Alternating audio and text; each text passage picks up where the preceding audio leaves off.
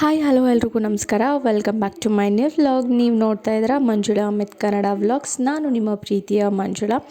ತುಂಬ ದಿನ ಆಗಿತ್ತು ಮಕ್ಕಳನ್ನ ಆಚೆ ಎಲ್ಲೂ ಕರ್ಕೊಂಡು ಹೋಗಿರಲಿಲ್ಲ. ಸೊ ಹಾಗಾಗಿ ಪಾರ್ಕಿಗೆ ಕರ್ಕೊಂಡು ಹೋಗೋಣ ಅಂತ ಅಂದ್ಬಿಟ್ಟು ಇವತ್ತು ಪಾರ್ಕಿಗೆ ಕರ್ಕೊಂಡು ಹೋಗ್ತಾ ಇದ್ದೀನಿ. ಮಾರ್ನಿಂಗಿಂದ ವೀಡಿಯೋ ಸ್ಟಾರ್ಟ್ ಮಾಡೋಣ ಅಂತ ಅಂದ್ಬಿಟ್ಟು ಮಾರ್ನಿಂಗು ವೀಡಿಯೋ ಕ್ಲಿಪ್ಪಿಂಗ್ಸ್ಗಳನ್ನ ತೊಗೊಂಡಿದ್ದೆ. ಸೊ ಮಾರ್ನಿಂಗು ನನ್ನ ಮಗಳು ಸ್ಕೂಲ್ಗೆ ಹೋಗೋದಕ್ಕೆ ಮುಂಚೆ ನಾನು ಲಾಸ್ಟ್ ಒಂದು ಅವಳದು ಡೈಲಿ ವ್ಲಾಗ್ ಮಾಡಿದ್ದೀನಿ. ಸೊ ಅದರಲ್ಲಿ ನೀವು ನೋಡೇ ಇರ್ತೀರ. ಅವಳಿಗೆ ಸೈಕಲ್ ಅಂತ ಅಂದರೆ ತುಂಬ ಇಷ್ಟ. ಸೊ ಸೈಕಲ್ ಕೊಡಿಸ್ದಾಗ್ಲಿಂದನೂ ಅವಳು ಸ್ಕೂಲ್ಗೆ ಹೋಗೋದಕ್ಕಿಂತ ಮುಂಚೆ ಸೈಕಲೆಲ್ಲ ನೀಟಾಗಿ ಓಡಿಸಿ ಅದಕ್ಕೆ ಕುಂಕುಮ ಅರಿಶಿನ ಹಾಕಿಬಿಟ್ಟು ಅಗರಬತ್ತಿ ಬೆಳಗ್ತಾ ಇರ್ತಾಳೆ. ಆ್ಯಂಡ್ ಅವಳದು ಅಷ್ಟೇ ಅಲ್ಲದೆ ಹಸ್ಬೆಂಡ್ ಅವರು ಬೈಕಿಗೂ ಕೂಡ ಅಗರಬತ್ತಿ ಬೆಳಗ್ತಾ ಇರ್ತಾಳೆ. ಆ್ಯಂಡ್ ಅವಳದು ಸ್ಕೂಲ್ ಲಾಸ್ಟ್ ಡೇ ಕೂಡ ಇವತ್ತು. ಸೊ ನಾಳೆಯಿಂದ ರಜೆ. ಸೊ ಹಾಗಾಗಿ ಇದೊಂದು ವೀಡಿಯೋ ಕ್ಲಿಪ್ಪಿಂಗ್ ತೊಗೊಳ್ಳೋಣ ಅಂತ ಅಂದ್ಬಿಟ್ಟು ವೀಡಿಯೋ ಕ್ಲಿಪ್ಪಿಂಗನ್ನು ತೊಗೊಂಡಿದ್ದೆ. ಪೂಜೆ ಎಲ್ಲ ಮಾಡಿಕೊಂಡು ಅದಕ್ಕೊಂದು ಕಿಸ್ಸು ಕೊಟ್ಬಿಟ್ಟು 2 ರೌಂಡ್ ಸೈಕಲ್ ಹೊಡಿತಾಳೆ ನಮ್ಮ ಮನೆ ಗೇಟಲ್ಲೇ.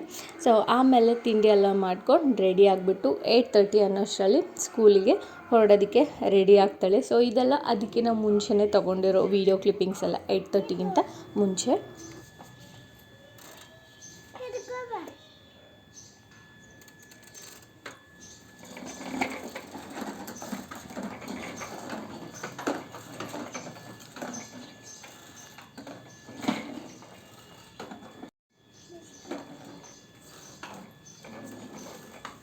ಬೆಳಗ್ಗೆ ನನ್ನ ಮಗಳಿಗೆ ತಿನ್ನೋದಕ್ಕೆ ಮತ್ತು ಬಾಕ್ಸ್ಗೆ ಎಷ್ಟು ಬೇಕೋ ಅಷ್ಟೇ ತಿಂಡಿ ಮಾಡಿರ್ತೀನಿ. ನನಗೆ ಮತ್ತು ಹಸ್ಬೆಂಡ್ಗೆ ಕಂಪಲ್ಸರಿ ರೊಟ್ಟಿ ಅಥವಾ ಚಪಾತಿ ಬೇಕೇ ಬೇಕು. ಸೊ ಹಾಗಾಗಿ ರೊಟ್ಟಿ ಅಥವಾ ಚಪಾತಿ ಮಾಡೋಣ ಅಂತ ಅಡುಗೆ ಸ್ಟಾರ್ಟ್ ಮಾಡಿಕೊಂಡ್ರೆ ನನ್ನ ಮಗ ಅಷ್ಟರಲ್ಲಿ ಎದ್ಬಿಟ್ಟಿರ್ತಾನೆ. ಅವನು ಎದ್ದೇಳೋದು ಇವಾಗ ಸ್ವಲ್ಪ ಟೈಮಿಂಗ್ಸ್ ಚೇಂಜ್ ಆಗಿದೆ. 6:30, 7 o'clock, 7:30 ಈ ಥರ ಎದ್ದೇಳ್ತಾನೆ. ಸೊ ಎದ್ಬಿಟ್ಟು ಸ್ಟ್ರೇಟಾಗಿ ಅವ್ನು ಬರೋದೇ ಅಡುಗೆ ಮನೆಗೆ. ಅವನಿಗೆ ಇದೆಲ್ಲನೂ ಫೇವ್ರೆಟ್ ಆಗಿಬಿಟ್ಟಿದೆ, ಈ ಸ್ಪೂನ್ಸ್ ಎಲ್ಲನೂ. ಸೊ ಮನೆ ತುಂಬ ಸ್ಪೂನೆಲ್ಲ ಬಿಸಾಕ್ಬಿಡ್ತಾ ಇರ್ತಾನೆ. ಕೆಳಗಡೆ ಅಂತೂ ಏನೂ ಇಡಂಗೆ ಇಲ್ಲ. 1 ಸೆಕೆಂಡಲ್ಲೆಲ್ಲ ಚೆಲ್ಬಿಟ್ಟಿರ್ತಾನೆ ತಿರುಗಿ ನೋಡೋ ಅಷ್ಟರಲ್ಲಿ. ಆ್ಯಂಡ್ ಇವಾಗ ಅವನು ನಿಧಾನಕ್ಕೆ ನಡೆಯೋಕ್ಕೆ ಸ್ಟಾರ್ಟ್ ಮಾಡಿದ್ದಾನೆ. ಸುಮಾರು ವೀಡಿಯೋಸ್ನ ನಾನು ಮಿಸ್ ಮಾಡಿಬಿಟ್ಟಿದ್ದೀನಿ. ಅವ್ನು ರೋಲಿಂಗ್ ಮಾಡೋದಾಗಿರ್ಬೋದು, ನಿಧಾನಕ್ಕೆ ಎದ್ದು ನಿಂತ್ಕೊಳ್ಳೋದಾಗಿರ್ಬೋದು, ಅಂಬೆಗಾಲಿಟ್ಟಿರೋದು, ನಡೀತಾ ಇರೋದು, ಸುಮಾರು ವೀಡಿಯೋಗಳನ್ನ ಮಿಸ್ ಮಾಡಿದ್ದೀನಿ. ಆ್ಯಂಡ್ ಅವನು ಹೊಸಲು ದಾಟಿರೋ ವೀಡಿಯೋ ಕ್ಲಿಪ್ಪಿಂಗ್ ಇದೆ. ನಾನು 1 year ಜರ್ನಿ ಯಾವ ರೀತಿ ಇತ್ತು ಅನ್ನೋದನ್ನು ಒಂದು ವ್ಲಾಗ್ ಮಾಡ್ತೀನಿ. ಸೊ ಆ ವ್ಲಾಗಲ್ಲಿ ಅವನು ಕಂಪ್ಲೀಟ್ ಜರ್ನಿ ಯಾವ್ಯಾವ ಮಂತಲ್ಲಿ ಅವನ ಆ್ಯಕ್ಟಿವಿಟೀಸ್ ಎಲ್ಲ ಹೇಗಿತ್ತು ಅಂತ ಅಂದ್ಬಿಟ್ಟು ಒಂದು ವ್ಲಾಗ್ ಮಾಡಿ ಆದಷ್ಟು ಬೇಗ ಅಪ್ಲೋಡ್ ಮಾಡ್ತೀನಿ. Arya give me, Arya Rocky catch catch catch catch catch Aryan Arya catch catch Rocky look at me Rocky, catch catch. Oh my god, take and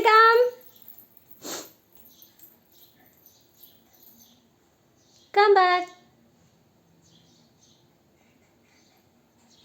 Come back, take and come baby.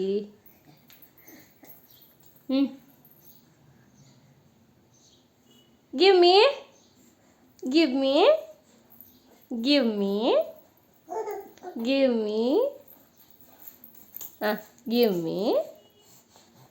ಏ ಮಗನೆ, ಛೀ ಸಾಕು ಹೋಗು ಇಲ್ಲಿಂದ, ಹೋಗು ಕೊಡಲ್ಲ ನಾ ಕೊಡಲ್ಲ. ಹೋಗಿಲ್ಲಿಂದ ಕೊಡಲ್ಲ. ಹೋಗ ಬಿಸಾಕ್ದೆ ಅಲ್ಲೋಯ್ತು, ಅಲ್ಲೋಯ್ತು ಅಲ್ಲಿ ಬಿಸಾಕ್ದೆ. ಅಲ್ಲಿ ಹೋಗು. 5 yearsಯಿಂದ ನಾನು ಹೇರ್ ಕಟ್ ಮಾಡಿಸಿರಲೇ ಇಲ್ಲ. ಸೊ ಹಾಗಾಗಿ ಹೇರ್ ಕಟ್ ಮಾಡಿಸೋಣ ಆಫ್ಟರ್ನೂನ್ ಅಂತ ಅಂದ್ಬಿಟ್ಟು ನಾನು ಸಲೂನಿಗೆ ಹೋಗಿದ್ದೆ. ಇವಾಗ ನಾವು ನೇಟಿವಲ್ಲಿ ಶಿಫ್ಟ್ ಆಗಿದ್ದೀವಿ. ಸೊ ಇಲ್ಲೇ ಹೇರ್ ಕಟ್ ಮಾಡಿಸೋಣ ಅಂತ ಅಂದ್ಬಿಟ್ಟು ಗೋಲ್ಡನ್ ಬ್ಯೂಟಿ ಪಾರ್ಲರ್ಗೆ ಹೋಗಿದ್ದೆ. ಸೊ ಅವ್ರದ್ದು ಹೆಸರು ಬಂದು ಕಿರಣ್ ಅಂತ ಅಂದ್ಬಿಟ್ಟು. ಅವ್ರದ್ದು ಇನ್ಸ್ಟಾಗ್ರಾಮ್ ಕೂಡ ಇದೆ. ಸೊ ಮೆನ್ಷನ್ ಮಾಡಿರ್ತೀನಿ, ಯಾರಾದರೂ ಕಾಂಟ್ಯಾಕ್ಟ್ ಮಾಡಬೇಕು ಅಂತ ಅಂದರೆ ಸೊ ನೀವು ಕಾಂಟ್ಯಾಕ್ಟ್ ಮಾಡ್ಬೋದು. ನಾನು ಕಟ್ ಮಾಡಿಸಿರೋ ಸ್ಟೈಲ್ ಬಂದು ಬಟರ್ಫ್ಲೈ. ಸೊ ತುಂಬಾ ಚೆನ್ನಾಗಿತ್ತು. ನನಗಂತೂ ಅವ್ರು ಹೇರ್ ಕಟ್ಟಿಂಗ್ ಮಾಡಿರೋದು ತುಂಬಾ ಇಷ್ಟ ಆಯಿತು. ಆ್ಯಂಡ್ ಅವ್ರ ಸರ್ವಿಸು ಕೂಡ ಅಷ್ಟೇ ತುಂಬ ಚೆನ್ನಾಗಿತ್ತು. ನನಗೆ ಫಸ್ಟ್ ಪ್ರೆಗ್ನೆನ್ಸಿನಲ್ಲಿ ಹೇರ್ ಫಾಲ್ ಏನೂ ಇರಲಿಲ್ಲ, ಆಫ್ಟರ್ ಡೆಲಿವರಿ ಕೂಡ ಇರಲಿಲ್ಲ. ಸೆಕೆಂಡ್ ಪ್ರೆಗ್ನೆನ್ಸಿನಲ್ಲೂ ನನಗೆ ಹೇರ್ ಫಾಲ್ ಇರಲಿಲ್ಲ, ಆ್ಯಂಡ್ ಆಫ್ಟರ್ ಡೆಲಿವರಿ ಕೂಡ ನನಗೆ ಹೇರ್ ಫಾಲ್ ಇರಲಿಲ್ಲ. ಬಟ್ ಇವಾಗ ನನ್ನ ಮಗನಿಗೆ 1 ಇಯರ್ ಕಂಪ್ಲೀಟ್ ಆಯಿತು. ಸೊ 1 ಇಯರ್ ಕಂಪ್ಲೀಟ್ದು ಬರ್ಡೇ ವ್ಲಾಗ್ ಆಲ್ರೆಡಿ ಹಾಕಿದ್ದೀನಲ್ವ. ಸೊ ಇವಾಗ ಜಸ್ಟ್ ಒಂದು 3 ಮಂತ್ಸಿಂದ ನನಗೆ ಹೇರ್ ಫಾಲ್ ಸ್ಟಾರ್ಟ್ ಆಗಿದೆ. ಸೊ ಹಾಗಾಗಿ ಇನ್ಮೇಲಿಂದನಾದರೂ ಹೇರ್ ಕೇರ್ ಮಾಡೋಣ ಅಂತ ಅಂದ್ಬಿಟ್ಟು ಒಂದು ಸತಿ ಸಲೂನ್ಗೆ ಹೋಗಿ ಹೇರ್ ಕಟ್ ಮಾಡಿಸ್ಕೊಂಡು ಆಮೇಲಿಂದ ಸ್ಟಾರ್ಟ್ ಮಾಡೋಣ. ಅವರು ಏನು ನನಗೆ ಸಜೆಷನ್ಸ್ ಕೊಡ್ತಾರೆ, ಸೊ ಅದ್ರ ಮೇಲೆ ಹೇರ್ ಕೇರ್ ಮಾಡ್ಕೊಳ್ಳೋಣ ಅಂತ ಅಂದ್ಬಿಟ್ಟು ಸೊ ಹೋಗಿದ್ದು. ಈವ್ನಿಂಗು ಮಕ್ಕಳನ್ನ ಕರ್ಕೊಂಡು ಪಾರ್ಕಿಗೆ ಹೋಗೋಣ ಅಂತ ಅಂದ್ಬಿಟ್ಟು ಪಾರ್ಕಿಗೆ ಬಂದ್ವಿ. ನೀವು ಆಲ್ರೆಡಿ ನೋಡಿರ್ತೀರ ಸ್ಟಾರ್ಟಿಂಗ್ ವೀಡಿಯೋದಲ್ಲೇ ದೇವಸ್ಥಾನದ ಪಕ್ಕನೇ ಪಾರ್ಕ್ ಇರೋದು. ಸೊ ಫಸ್ಟು ದೇವರಿಗೆ ನಮಸ್ಕಾರ ಮಾಡಿಕೊಂಡು ಆಮೇಲೆ ಪಾರ್ಕಿಗೆ ಬಂದ್ವಿ. ಸುಮಾರು ಸತಿ ದೇವಸ್ಥಾನಕ್ಕೆ ಹೋಗಿದ್ದೀವಿ, ಬಟ್ ಪಾರ್ಕಿಗೆ ಹೋಗಿರಲಿಲ್ಲ. ಹಸ್ಬೆಂಡ್ಗೆ ಟೈಮ್ ಸಿಕ್ಕಿರಲಿಲ್ಲ, ಆ್ಯಂಡ್ ನಾನು ಒಬ್ಬಳೇ ಹೋಗಬೇಕು ಅಂತ ಅಂದರೆ ಸ್ವಲ್ಪ ದೂರ ಆಗುತ್ತೆ. ಸೊ ಮಗಳನ್ನ ಮತ್ತು ಮಗನ್ನ ಇಬ್ಬರೂ ಕರ್ಕೊಂಡು ನಡ್ಕೊಂಡು ಹೋಗೋದಕ್ಕಂತೂ ಆಗೋದಿಲ್ಲ. ಸೊ ಹಸ್ಬೆಂಡ್ ಯಾವಾಗ ಫ್ರೀ ಇರ್ತಾರೋ ಸೊ ಆಗ ಕರ್ಕೊಂಡು ಹೋಗ್ತಾರೆ ಅಂತ ಅಂದ್ಬಿಟ್ಟು ನೇಟಿವ್ಗೆ ಬಂದು ಶಿಫ್ಟ್ ಆದಾಗಲಿಂದನೂ ನಾವು ಪಾರ್ಕಿಗೆ ಹೋಗಿರಲಿಲ್ಲ. ಆಲ್ಮೋಸ್ಟು 6 ಮಂತ್ಸ್ ಕಂಪ್ಲೀಟ್ ಆಗ್ತಾ ಬಂತು ನಾವು ನೇಟಿವ್ಗೆ ಬಂದು ಶಿಫ್ಟ್ ಆಗಿ. ಬಟ್ ಆದ್ರೂ ನನಗೆ ಇವಾಗ 1 ಮಂತು 2 ಮಂತ್ಸ್ ಆಯ್ತೇನೋ ಬಂದು ಅಂತ ಅನ್ನಿಸ್ತಾ ಇದೆ ಬ್ಯಾಂಗ್ಳೂರಿಂದ. ಬಿಕಾಸ್ ನಾನು ಬ್ಯಾಂಗ್ಳೂರ್ ಲೈಫ್ಗೆ ಅಷ್ಟು ಅಡ್ಜಸ್ಟ್ ಆಗಿಬಿಟ್ಟಿದ್ದೆ. ಸೊ ಅದಕ್ಕೆ ಈ ಥರ ಫೀಲಿಂಗು. ಬ್ಯಾಂಗ್ಳೂರಲ್ಲಿ ಇರೋ ಲೈಫ್ಗೂ ಇಲ್ಲಿರೋ ಲೈಫ್ಗೂ ತುಂಬಾ ಡಿಫ್ರೆನ್ಸ್ ಇದೆ. ಆ್ಯಂಡ್ ಬ್ಯಾಂಗ್ಳೂರಲ್ಲಿದ್ದಾಗ ನಾವು ತುಂಬ ಸುತ್ತಾಡ್ತಾ ಇದ್ವಿ. ಸಂಡೇಗೆ ಒಂದು ಸತಿ, ಸಂಡೇ ಯಾವಾಗ ಬರುತ್ತೋ ಅಂತಲೇ ಕಾಯ್ತಾ ಇದ್ದೆ ನಾನಂತೂ. ಹಸ್ಬೆಂಡ್ ಎಲ್ಲಾದರೂ ಔಟ್ಸೈಡ್ ಕರ್ಕೊಂಡು ಹೋಗ್ತಾರೆ ಸುತ್ತಾಡೋಕ್ಕೆ ಅಂತ ಅಂದ್ಬಿಟ್ಟು. ಬ್ಯಾಂಗ್ಳೂರಲ್ಲಿ ನಾವು ಎಷ್ಟು ಪ್ಲೇಸಸ್ನ ನೋಡಿದ್ದೀವೋ ಸುಮಾರು ಪ್ಲೇಸಸ್ಗಳು ನೋಡದೇ ಇರೋದು ಕೂಡ ಇತ್ತು. ಬ್ಯಾಂಗ್ಳೂರಲ್ಲಿ ನಿಯರ್ ಬೈ 20 ಕಿಲೋಮೀಟರ್ಸ್ ಅಥವಾ 30 ಕಿಲೋಮೀಟರ್ಸ್ ಅರೌಂಡ್ ಒಂದು 50 ಕಿಲೋಮೀಟರ್ಸ್ ಒಳಗಡೆ ಪ್ಲೇಸಸ್ ಎಲ್ಲ ಇತ್ತು. ಸೊ ನಾವು ಬೈಕಲ್ಲೆಲ್ಲ ಹೋಗಿ ಬರ್ಬೋದಿತ್ತು. ಬಟ್ ಊರಲ್ಲೆಲ್ಲ ಆ ಥರ ಅಲ್ಲ. 100 ಕಿಲೋಮೀಟರ್ಸ್ 150 ಕಿಲೋಮೀಟರ್ಸ್ ಈ ಥರ ಪ್ಲೇಸಸ್ಗಳಿದೆ. ಸೊ ಬೈಕಲ್ಲೆಲ್ಲ ಹೋಗೋದಕ್ಕಾಗಲ್ಲ ಮಕ್ಕಳನ್ನ ಕರ್ಕೊಂಡು. ಓನ್ ವೆಹಿಕಲ್ ಮಾಡ್ಕೊಂಡೇ ಹೋಗಬೇಕು, ಇಲ್ಲ ಅಂತಂದರೆ ಬಸ್ಸು ಟ್ರೈನಿಗೆ ಹೋಗಬೇಕಾಗತ್ತೆ. ಪಾರ್ಕ್ ಅಂತೂ ತುಂಬಾ ಇಷ್ಟ ಆಯಿತು ನನಗೆ, ಆ್ಯಂಡ್ ನನ್ನ ಮಗಳು ಕೂಡ ತುಂಬಾ ಇಷ್ಟ ಆಯಿತು. ಬಿಕಾಸ್ ನಾವು ಬ್ಯಾಂಗ್ಳೂರಲ್ಲಿದ್ದಾಗ ನಮ್ಮ ಮನೆ ಹತ್ರ ಇದ್ದಿದ್ದ ಪಾರ್ಕು ಕೂಡ ಇದೇ ಥರ ಇತ್ತು. ಆ್ಯಂಡ್ ಆ್ಯಕ್ಟಿವಿಟೀಸ್ಗಳು ಕೂಡ ಇದೇ ಥರ ಇತ್ತು. ಜಾರಬಂಡಿ, ಜೋಕಾಲಿ, ಮಕ್ಕಳಿಗೆಲ್ಲ ಆಟ ಆಡೋದಕ್ಕೆ. ಆ್ಯಂಡ್ ಅಲ್ಲಿ ಕೂಡ ಕೆರೆ ಇತ್ತು, ಆ್ಯಂಡ್ ಇಲ್ಲೂ ಕೂಡ ಕೆರೆ ಇದೆ. ಬಟ್ ಎರಡೂ ಕೆರೆಗೂ ಕಂಪೇರ್ ಮಾಡಿದ್ರೆ ಬ್ಯಾಂಗ್ಳೂರಲ್ಲಿರೋ ಕೆರೆ ಸ್ವಲ್ಪ ದೊಡ್ಡದು ಅಂತ ಅನಿಸುತ್ತೆ.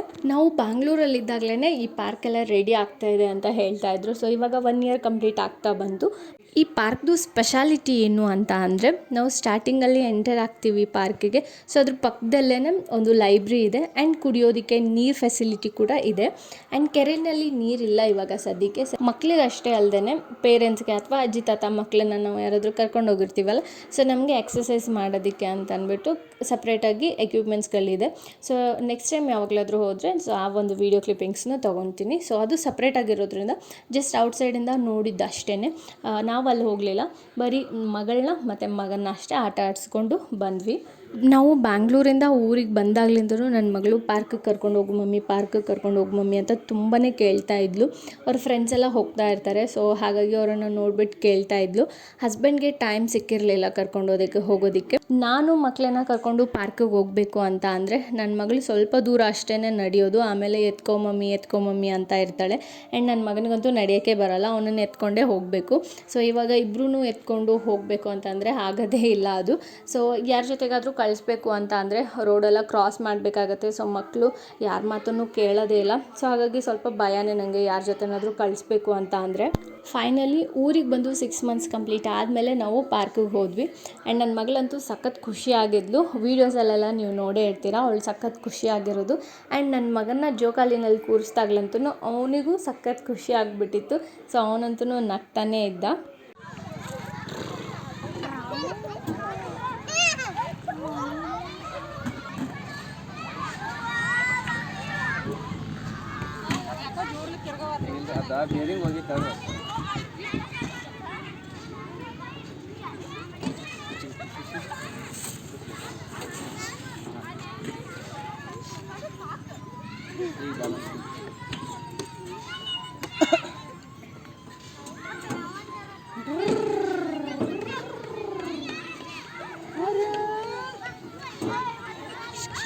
अरे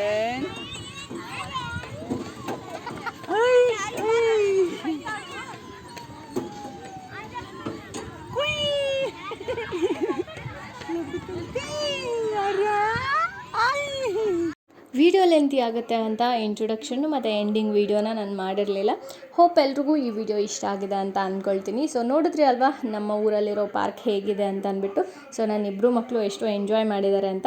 ಎಲ್ರಿಗೂ ಇಷ್ಟ ಆಗಿದೆ ಅಂತ ಅಂದ್ಕೊಂಡು ಇವತ್ತಿನ ಈ ವಿಡಿಯೋನ ನಾನು ಇಲ್ಲಿಗೆ ಎಂಡ್ ಮಾಡ್ತಾ ಮತ್ತೊಂದು ಹೊಸ ವೀಡಿಯೋದೊಂದಿಗೆ ಸಿಗ್ತೀನಿ. ಅಲ್ಲಿವರೆಗೂ thank you so much for watching this video. Bye.